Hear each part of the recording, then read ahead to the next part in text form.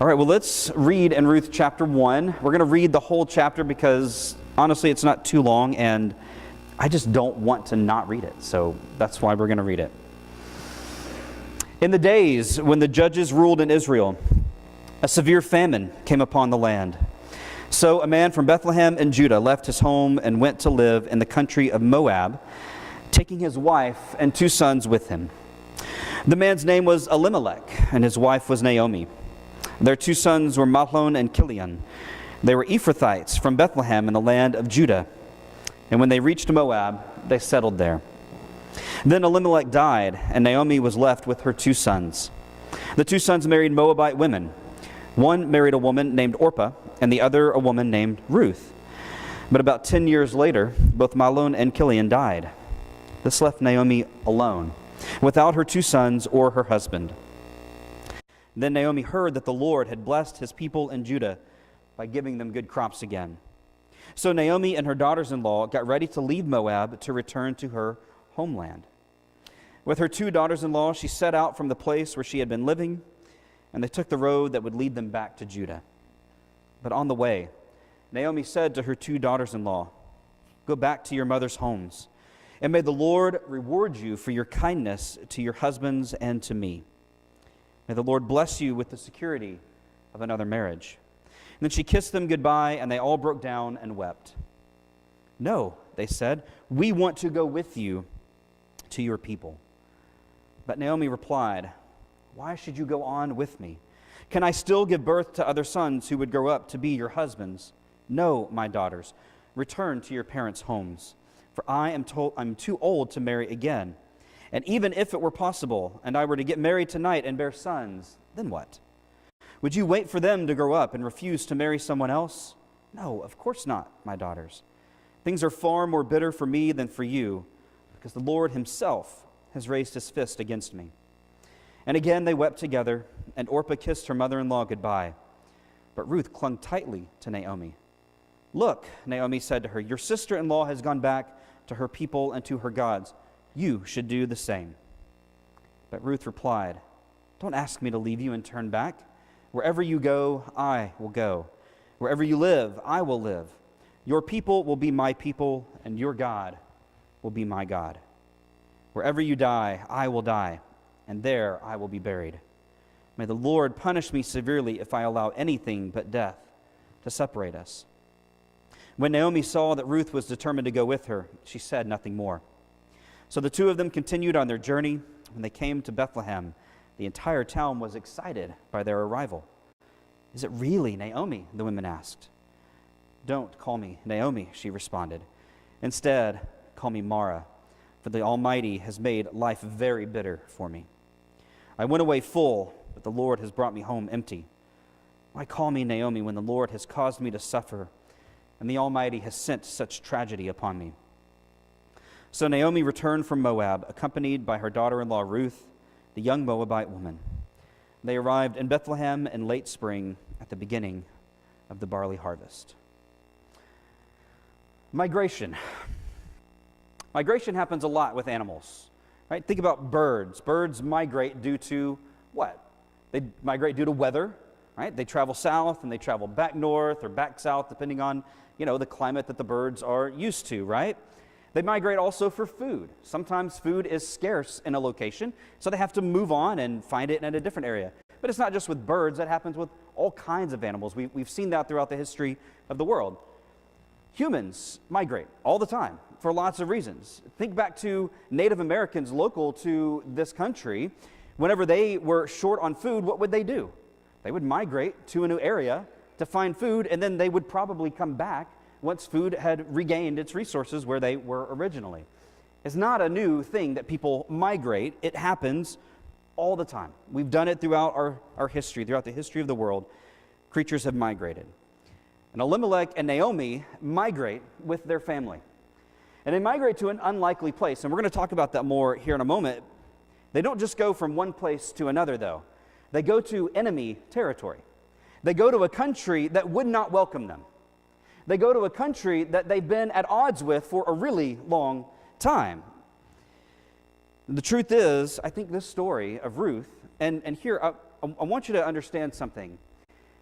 When I make this comment, I'm not making a political statement. I think that's too easy for people to do, is to say that I'm trying to preach politics here, but that's not what I'm doing. But a story like this, I think, forces us to think about an issue like immigration. It forces us to think about, what are we going to do with a topic like that? Because our Christianity has to inform the very fabric of our being, all facets of it.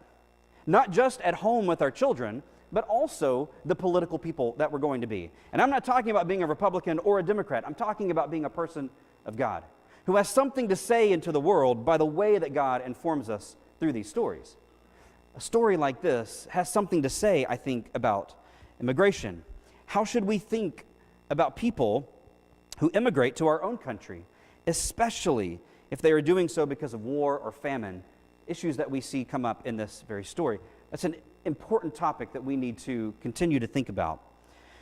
But I want to do that by looking at the three women who are the main characters here early on in the story. And let there be no doubt, Orpah and Ruth and Naomi are the main characters early on in the story. Elimelech and the two sons, yes, they have names, but they're merely byproducts of what's really going on with the three women. And so I want to talk about them. I want to talk about Orpah. Who is she? Who is this woman, Orpah? The truth is, we know very little about her. We get so much less about her than we do about Ruth and Naomi. But there's still something to learn from her, I think. We know that she is a Moabite. She comes from the land of Moab, right? And this fact, to the ears of the Israelites, would have had a very different effect on them than it has on us. We read that she's a Moabite and we go, so? They're next door neighbors. What's the big deal about that? Well, when I got to thinking about it, I think this is a fairly safe analogy to use, although all analogies break down at some point, so you need to forgive that, just offhand. Every analogy breaks down. But I want you to think back to the mid-1900s in our country, the 40s and 50s and 60s. Think about the time of segregation, when black people still couldn't vote, but even beyond that, they were refused certain rights, other rights in our country. So much so that marriage between white people and black people were essentially forbidden. Right? Maybe not by law, but by stigma. So imagine that you live in the Deep South back in the mid-1900s, and two white men have just said that they want to marry two black girls. What do you think? What do you think the reaction from both sides to that situation is going to be?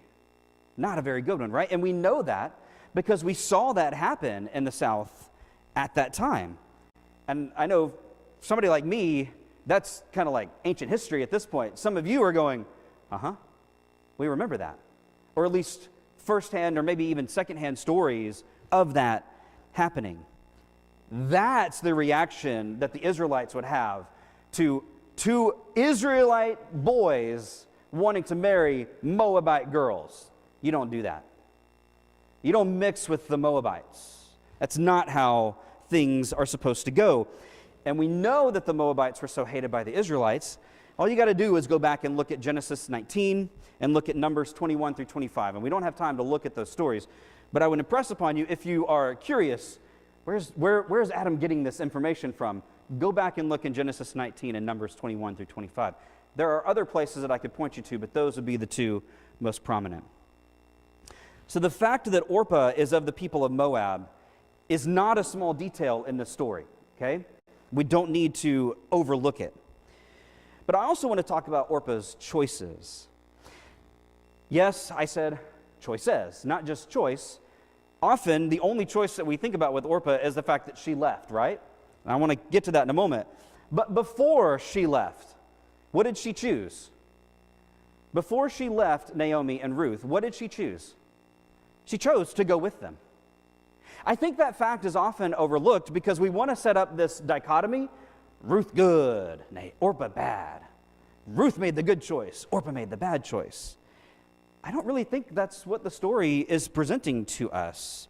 Yes, she chose to leave, but before that, she did choose to stay. She, like Ruth in the beginning, chose to stick it out with Naomi. We don't know how long in the journey they got before Naomi tried to turn them back. I mean, we're not told that detail. All we know is that they had begun their journey back to Judah, and then Naomi stops and says, You two should go home. Go back to your families. And even then, Orpah says, no, I don't want to do that. Now, eventually, she relented because Naomi persisted, right? So Orpah did go home. I want to have a little brief sidebar here for a moment. As a guy, I sometimes struggle connecting with the story. Maybe other men in the room do as well. I think that's okay. It's a story about women. Like, it's good that we've got a story about women here. But because of that, I've always loved this story, but I've struggled with trying to really deeply connect with it. But as I was thinking about it this week, I found a point of connection that I'd never thought of before, because for the most part, in reading the story, I've never been in the situation that I am now, being a father to 3 girls. But I thought about it from that perspective. I thought about it from the perspective of Orpah's father. What would I want for a daughter of mine who's now widowed at a young age and part of this family that's in disarray? I mean, because that's Naomi's family. It is in disarray. Naomi has seemingly no way to provide for Orpah. She has no way to give her food and security and comfort. So she's going back home to now a foreign land for Orpah. What would I want as Orpah's dad? Come home. Come home. Back to family that loves and protects and will take care of you. It helped open up the story to me in a new way in that light, thinking about it from a different perspective that I had never approached before. I would want my daughter to come home and know that she is loved with our family. And so thinking about that perspective made me wonder about Orpah's choice. Again, often we hear people contrast Orpah and Ruth. Orpah's the bad daughter-in-law who left, and Ruth is the good one that stayed. But is that true? Is that a fair critique to make of Orpah? Orpah released herself, I think, from being a further burden upon Naomi, who, in all likelihood, had very little in the way to offer her much of anything at all, right? So much so that Naomi's having to flee back to Israel. Orpah was now free of her marital bonds. She was no longer wedded to one of Naomi's children. What would make her stay with Naomi if she's no longer related to her in that way? Was it such a terrible thing to think that Orpah would want to go home, back to family that raised her and loved her and took care of her and knew that she could find comfort there? Is that such a terrible thing to think that she might want that? Aside from the fact that we're not even sure, well, they're not in the story, and we're not at this point of the story, we're not even sure that Naomi would even be welcomed back in Bethlehem. I mean, think about that for a moment. They fled in a moment of crisis. We don't know if anybody else fled Bethlehem at the time. We're only told about this family. So maybe Naomi is now the outcast. They didn't just flee to another part of Israel. They fled to Moab. They went to enemy territory, and now they want to come back? No. We're not going to welcome them back with open arms. I mean, how are we to know that Naomi and her daughters-in-law would be welcome even in Israel? I think we need to reevaluate our perspective on Orpah's choice here, or at least be a little more reticent about casting aspersions on her and saying that she has somehow chosen the completely wrong option. Okay? All right, let's talk about Naomi for a minute. So who is Naomi? Who is she?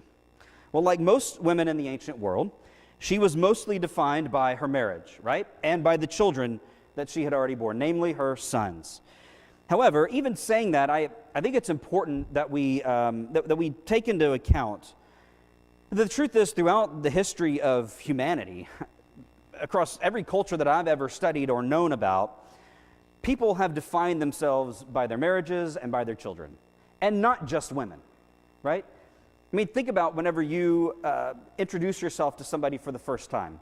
You typically talk about 3 things. You talk about your job, you talk about whether you're married or not, and you talk about who your kids are and what they do, right? I mean, are those not the 3 most common things that people tend to talk about? They weren't the only people that defined themselves by their marriages and their children.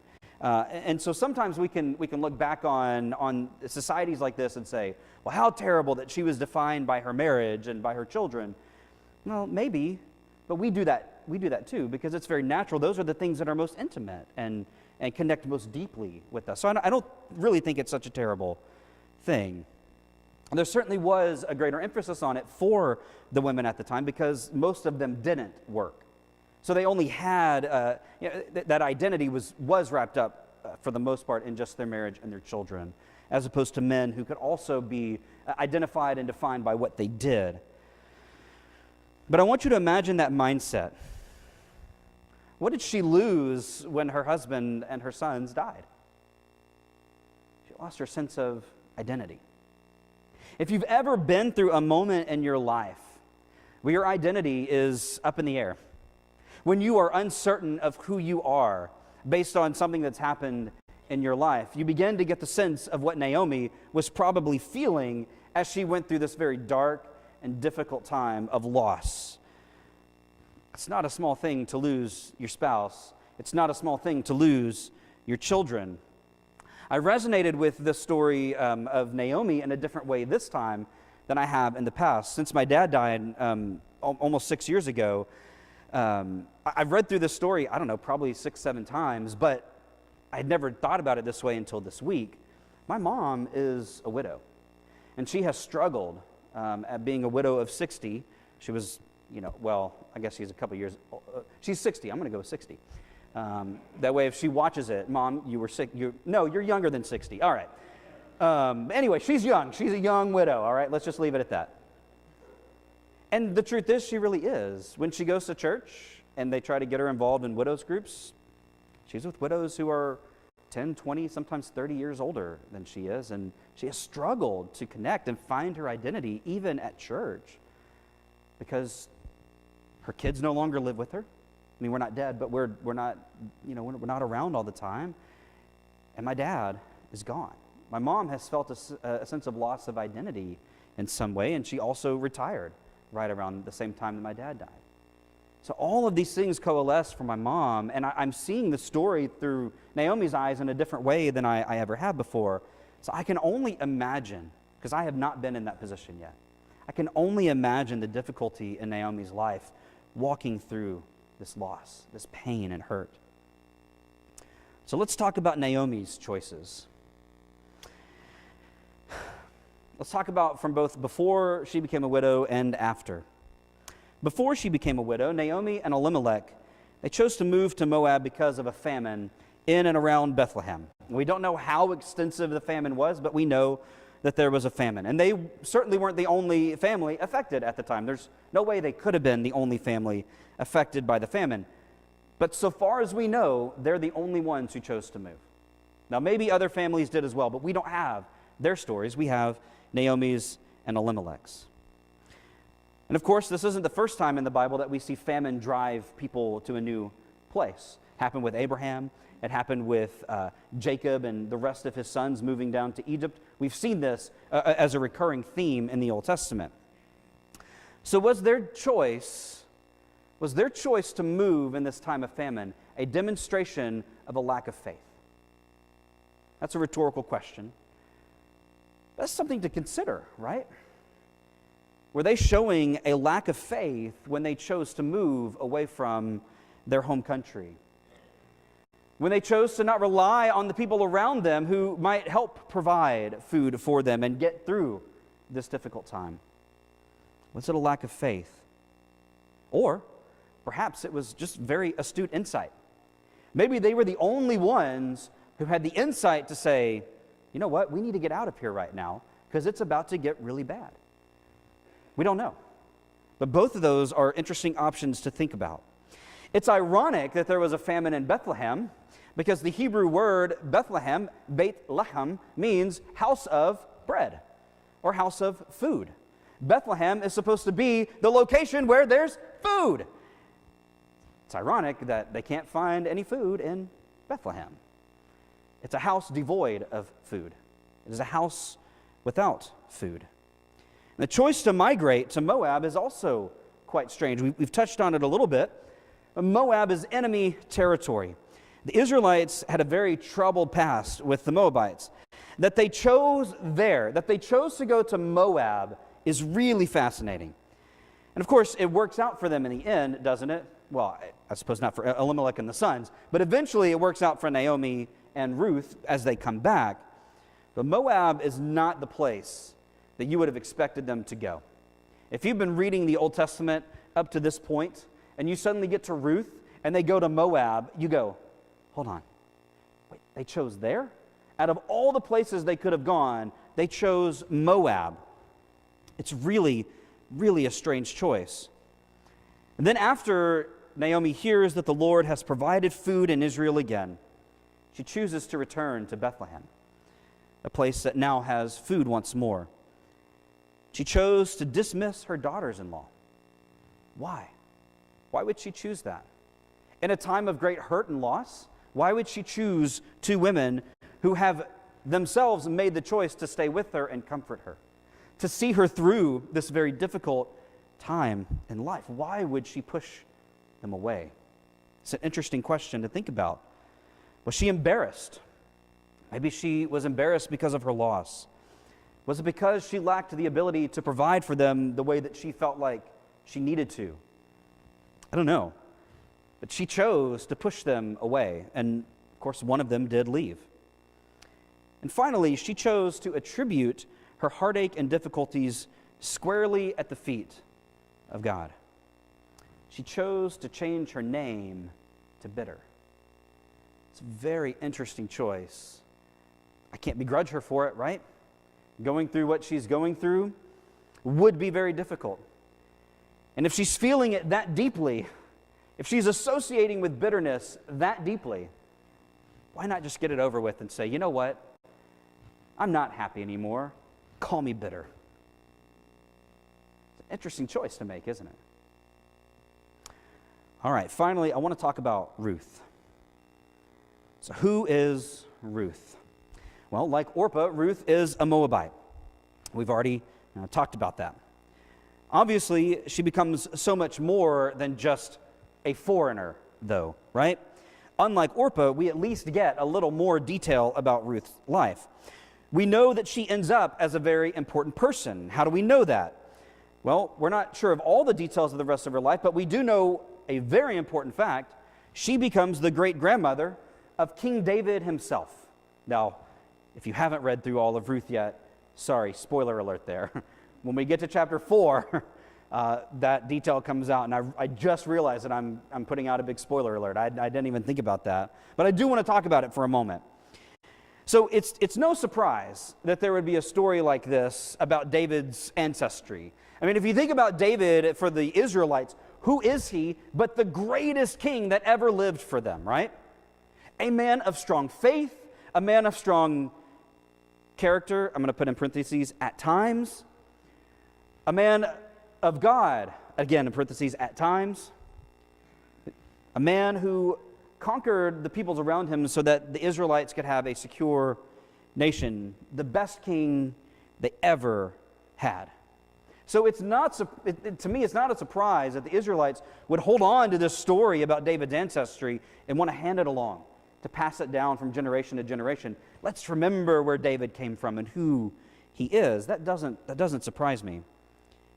What is quite surprising is that the story is about a woman and not a man, though. Because let's not kid ourselves. This story, again, other characters get named like Elimelech and Boaz and the two sons. This is not a story about Boaz. It's not a story about Elimelech and the sons. It is a story about Ruth and Naomi specifically. And so Ruth becomes one of 4 women mentioned in the genealogy of Jesus in Matthew chapter 1. Now, remember what I've told you for several weeks. Around Christmas time, we're leading up to going through the Gospel of Matthew. So here's a direct connection. If you think that there's no connection between the New Testament and the Old Testament, I'm giving you one right here. Here's something that you can, hang your hat on. Ruth, along with 3 other women, Tamar, Rahab, and Bathsheba, get mentioned in Jesus' genealogy in Matthew chapter 1. This is a really fascinating thing, and I want to talk about it for just a moment. The ethnicity of two of them is uncertain. Tamar and Bathsheba, we know about for sure. We don't know about for sure, but Rahab and Ruth, we know for sure are foreigners. Rahab lived in Jericho.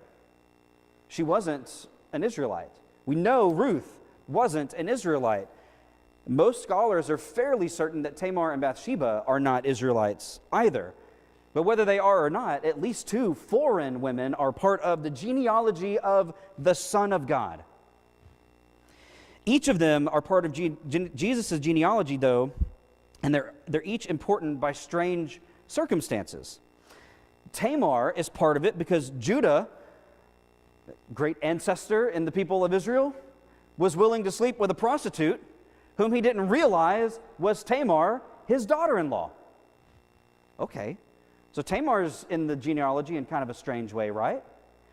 Rahab is in the genealogy as a prostitute. That's just what she was.